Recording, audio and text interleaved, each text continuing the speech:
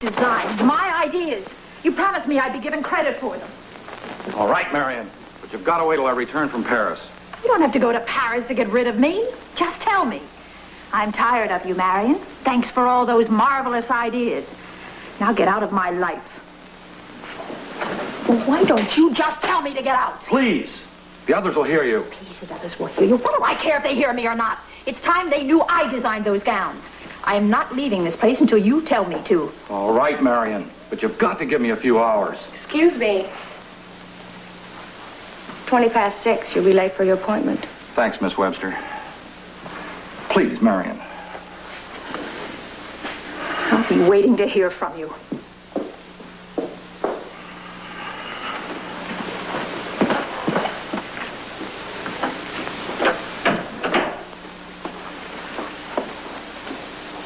Good night, Mr. Pinkly.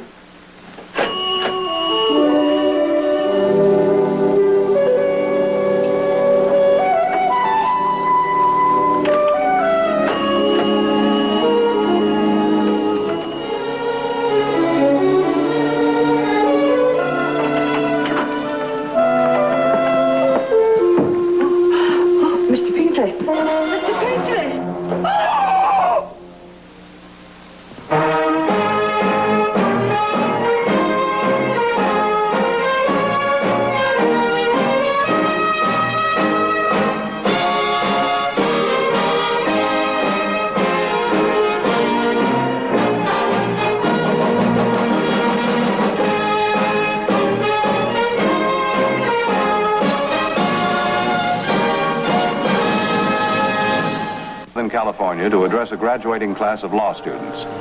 The subject was a favorite of mine, the dangers of circumstantial evidence.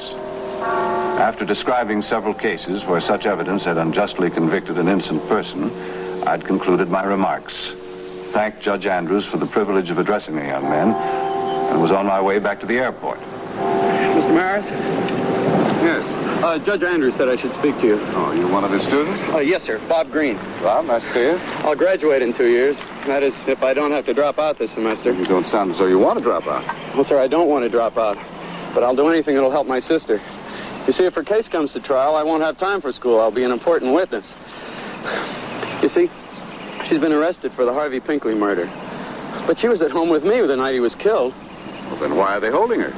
Well, you see, about 10:30, the phone rang. Why don't we sit down, huh?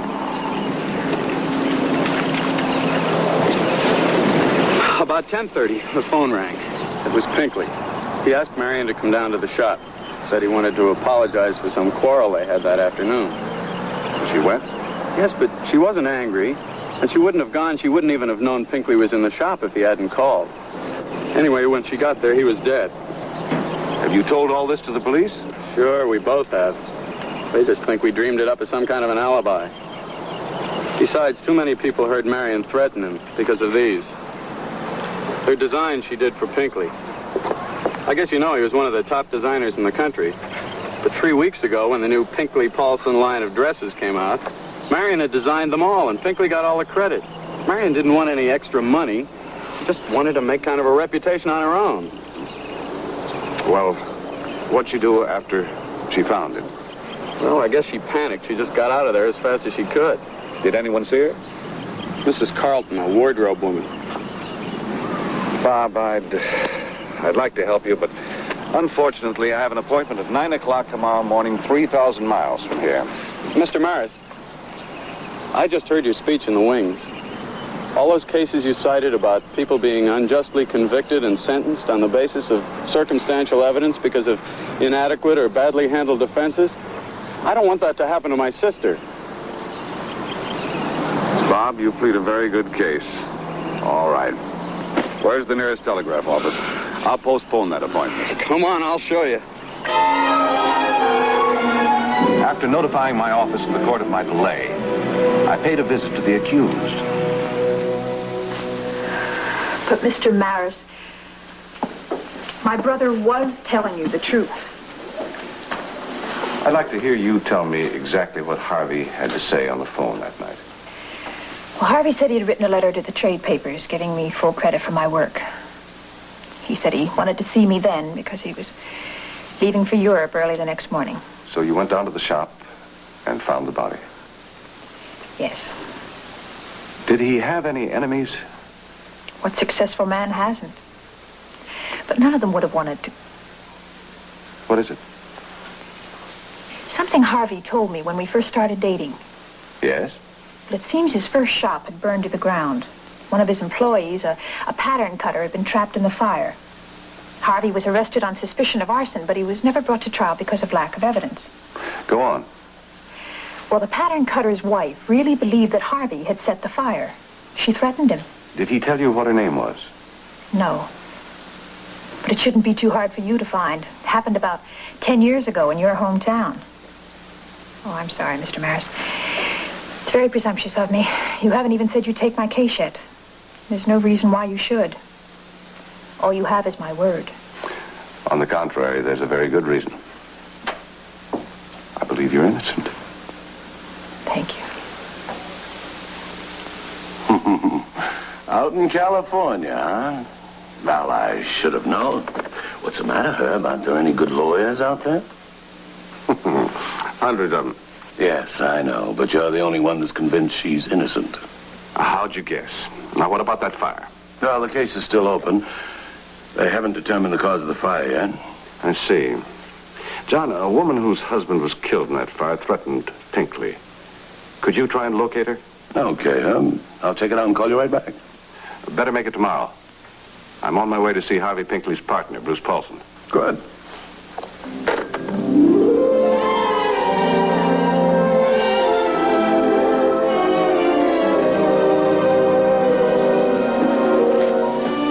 Betty, a moment. The material in this gown is only $65 the yard. Well, you can't afford not to have it. All right, Betty. And you must see the cape that was created to be worn over that gown. Millie, will you mind? Excuse me a moment, my dear. Sorry, Mr. Maris. I understand. Customers first. Indeed. Ever since Harvey's murder and Miss Green's claim that she designed this year's lines, we haven't done enough business to pay the light bill. Were you aware of the fact that Miss Green was doing all of Pinkly's work? My dear Mr. Maris, every designer in the country employs people to think up ideas. But it's his designing genius that transforms these ideas into magnificent original gowns. Then you think Miss Green's statement was... It was a gross exaggeration. Why would Harvey entrust the work to somebody else when he was perfectly capable of doing it himself? Can you think of anyone who might have had a strong enough motive to have killed Pinkly? Frankly, if it wasn't Miss Green, I just don't see who could have done it. Now, is there anything else I can do to help? Yes, I'd appreciate talking to the woman who found the body, Mrs. Carlton. Is she here? Henrietta? Well, she'd better be. Right this way, Mr. Maris.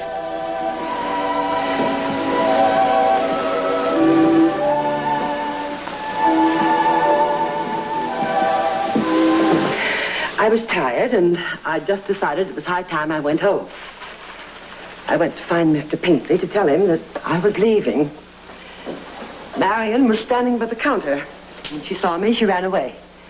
That's when I found Mr. Pinkly lying there.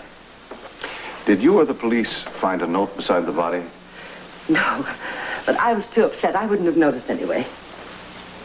Did, or could anyone else have come into the shop without being seen by you? No, sir.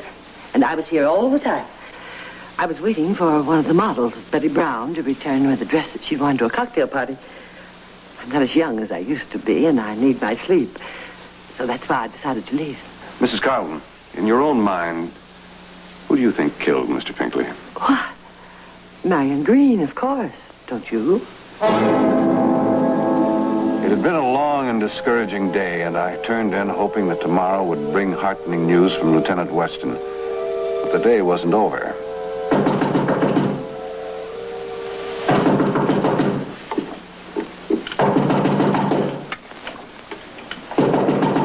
Yes. Just a minute.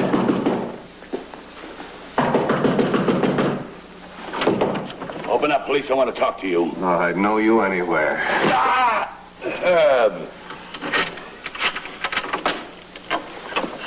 Hi. How'd you get here? Same way you did. By jet. Say, this is a nice room. How are the beds? I haven't had a chance to find out yet. Now, why did you come here? No, is that nice? I traveled 3,000 miles to see an old friend, and he asked me why. Oh, don't give me that, John. You know as well as I do that you couldn't have come here without the chief's approval. You know you're getting to be a regular nag. Say, this isn't bad at all. Am I right? Well, you stumbled onto something that involves the department. The chief thought I should come out and follow it through. Well, how nice of him. Before packing, did you try and locate that widow? Oh, only a picture of it taken by a newspaper photographer at the time of the fire. There it is, and stories on Pinkly. Oh, and that's a picture of the lady in question. Name's Willoughby, Mary Willoughby. She changed it. At Pinkly and Paulson's, she's known as Henrietta Carlton. The next morning, after Weston checked in with the local detectives assigned to the case, we went to the gown shop to question Mrs. Carlton. Well, they seem to be doing a great business. You know, Herb, this is the kind that'll never give you any trouble. You never know. Oh, Mr. Maris, I was expecting Henrietta. Well, isn't she here? No, and we're all worried sick. We've scheduled a showing for noon, and if she isn't here to handle the gowns, I don't know what we'll do. We've been trying her every 15 minutes. Hello? Is this... What? Who is this? What is it? This is Miss Brown at her employer's. Oh. It's the police. Henrietta's dead. She committed suicide. I was sure Henrietta Carlton had been killed to keep her from talking, but I had no proof of this, and couldn't so testify at the coroner's inquest, where Paulson and his employees had been questioned extensively. The elderly wardrobe woman had slashed her wrists, and the verdict was suicide. Terrible. Just terrible. Poor dear Henrietta. Why would she do it? You've known all the time she was Mary Willoughby? Yes, ever since we formed our partnership. Harvey felt sorry for her. She lost her husband in the fire at his shop. Don't tell me you gave her that job because she threatened him. The threat, as you call it, was made in anger. Harvey understood.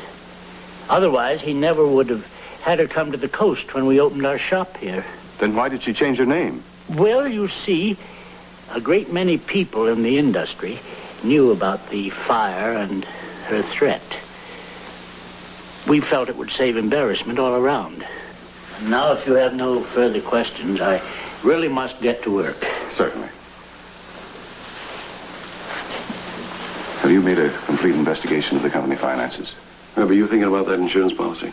Well, they're not rolling in wealth, but up to now they've managed to stay out of the red. Miss Webster. Yes? I wonder where we could find Miss Brown. I haven't the slightest idea, Mr. Maris. She left the day after Henrietta was killed. But if you'd like to reach her, why don't you call her agent? That's Models Incorporated. They're in the book. Thank you very much. Why the sudden interest in Miss Brown? There's got to be a connection between the two murders. Financial or emotional. Well, it could be we've overlooked something in Pinkly's past, and it could be that Marion Green is guilty. The DA has a strong case against her. I wish you'd take another close look into Pinkly's personal life. Sure. But first, I want to see Miss Brown. We finally located Betty Brown, working on location at Grauman's Chinese Theater.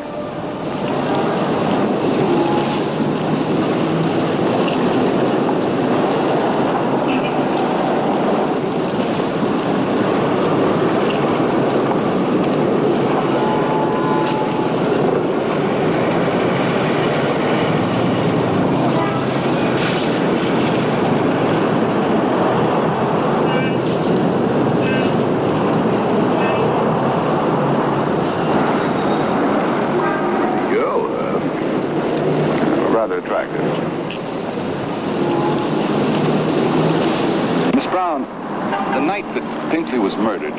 Did you borrow a dress from the shop to wear to a party? You too?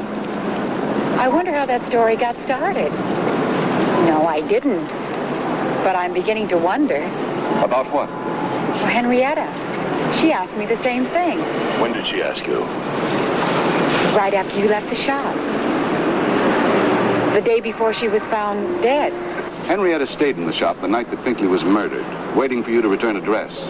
If you hadn't borrowed a dress, Who could have told her you had? Well, it could have been Mr. Pinkly, or Mr. Paulson, or even Miss Webster. I see. Just one more question, Miss Brown. Why did you leave Pinkly and Paulson? The best reason in the world, money. Well, I'll get paid more for one day here than they paid me in a whole month. And they pay well. Well, I have to get back to work. Lieutenant, Mr. Maris. Miss Brown. Oh, if you get time, give me a call. I'll show you the sights. Oh, I'll make time. Yeah, I'll bet you will.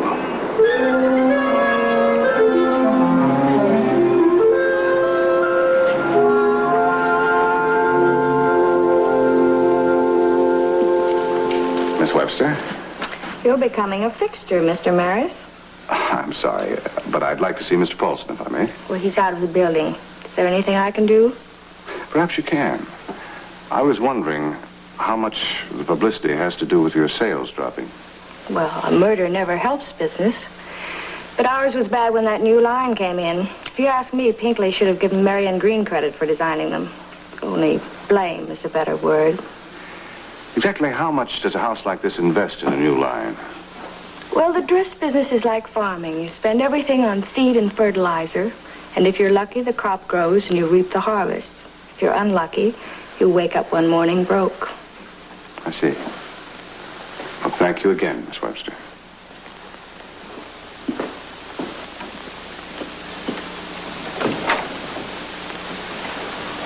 Was that Mr. Maris? Yes. What did he want? Well, he asked to see you, and then he asked some questions about the business, how the new line was doing. Well, I hope you told him the truth. The waters are already muddy enough.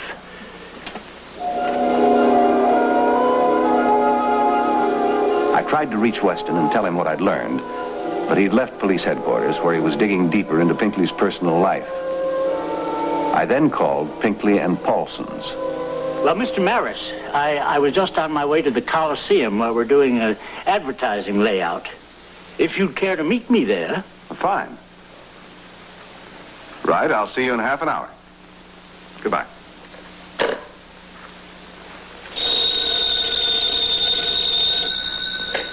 Hello? Oh, hello. Say, listen, you were right. I just left Pinkly's doctor's office. He had no intention of going to Paris or anywhere else. I'll tell you about it when I see you. Right now, I want to have a little chat with Paulson. Well, I'm meeting him at the Coliseum in half an hour. How about meeting us there? Good.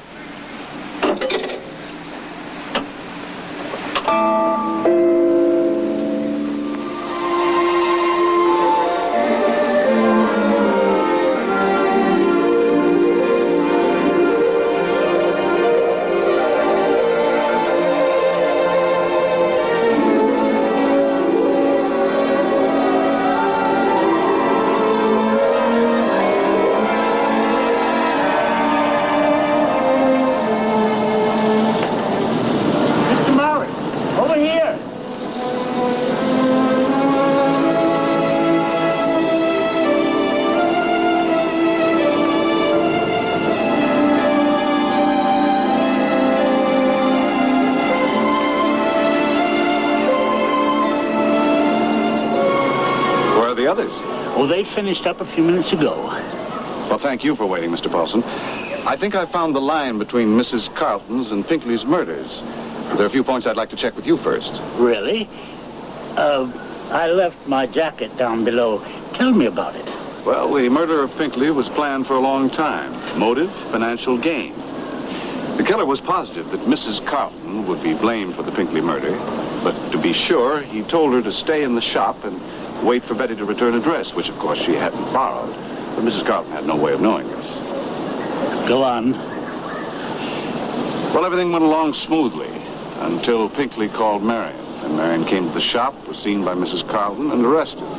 Later, Mrs. Carlton found that she'd been set up. How? She found out that Betty hadn't borrowed a dress and made the mistake of revealing this to the killer. Naturally, that was the end of her. Naturally. Very interesting. I suppose there's no doubt as to the killer's identity. I'm afraid not.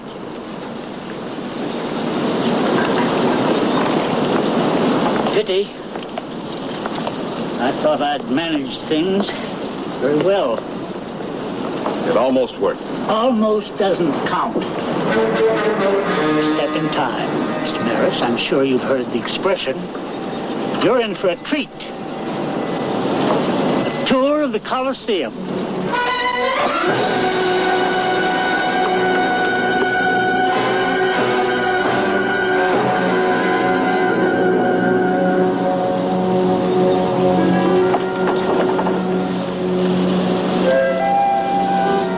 Drop it!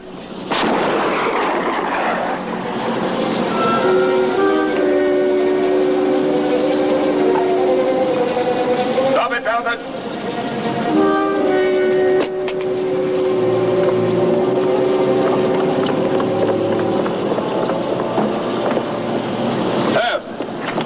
You okay? Yeah, what'd you find out? Harvey Pinkly was a sick man, but he wasn't sure how sick. Now, he didn't want Marion to know for fear she would give up her chances of a career to be with him. To cover up, he told her he was going to Europe. That's right. Well, what about taking credit for the designs? Well, he knew the line wasn't selling, so he wanted to take the blame himself, especially after hearing from his doctor. Oh, excuse me a minute, Herb. Elton, you should have had more patience. Patience? Yes. The doctor had taken some tests, and Pinkly found out the truth just 2 hours before he was murdered.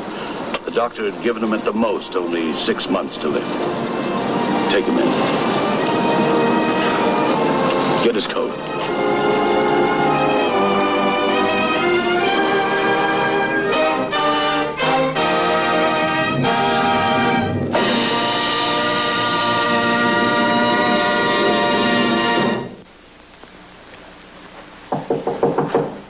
Who's that?